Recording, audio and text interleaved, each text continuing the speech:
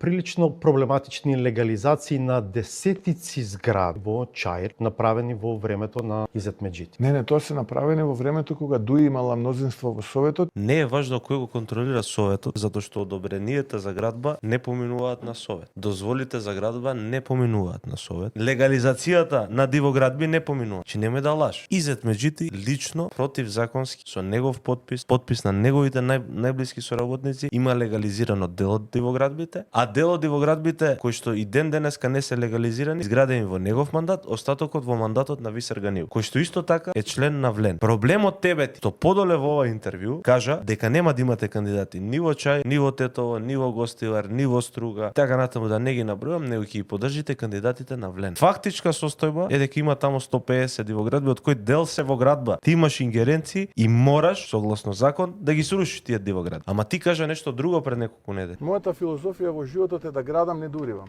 И што да прави обвинителството па натака? Твојата животна обвинителството не може да руши дивоград. Што да прави? Не знам да зема да се сликаат пред дивоградби и да речат ова е дивоград. Ти повикуваш на непочитување на законите на оваа држава. Што понатаму, човек? Не смееш ништо му кажеш. Па СДС беа у таква позиција, има малце пратеници. Мала поддршка, слаби беа на анкетите и мораат да ги слушаат. Ти имаш све, доби апсолутна доверба од македонскиот народ и го разочара по кој знае кој пат. Тоа е тоа.